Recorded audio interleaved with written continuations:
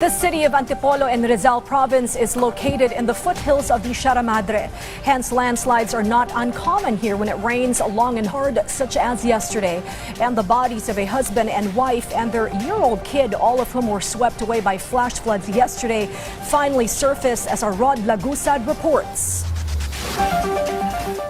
After a day-long search for 3 more members of a family whose house in Sitio Upper Banaba, Barangay San Luis in Antipolo, Rizal was washed away during the height of rainfall caused by Typhoon Enteng, at around 4 in the afternoon, the remains of one of the victims was retrieved in a creek in the lower part of the barangay. The relatives emotionally recognized the victim as the father. After this, the rescuers continued the search for other missing victims. Here in this part of the creek, the search was focused where the father's body was found. Earlier, the first retrieval site posed a challenge to the rescuers as there are many debris there. The rescuers believe that this might be the location of the missing victims. Ang pinakamalaking challenge sa ating mga rescue team, yung pabugso-bugsong pag-ulan. Kasi po yung retrieval site ay masyadong delikado dahil matarik po ang bundok.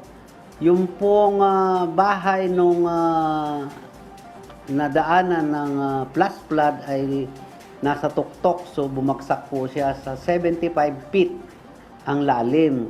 According to the barangay chairman, the rescuers vowed to be back tomorrow after detecting a noticeable stench in the air. Also, they will use K9 units to speed up the search for the missing victims. Yung location po nung site nung retrieval ay wala pong heavy equipment na pwedeng pumunta, so kumbaga ay mano-mano ang kilos ng ating mga rescuer.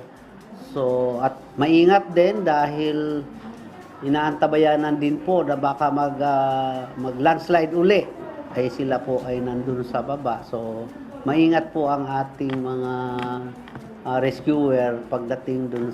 The barangay has also coordinated with the municipal government of San Mateo should the missing victims be found in their area. Aside from the barangay, the CDRMO, PNP, BFP, and NGOs have joined the group of rescuers. Other family members such as the 1-year-old child and the 27-year-old mother were first found on Monday, while another resident of the barangay also died during the onslaught of Tropical Storm Enteng.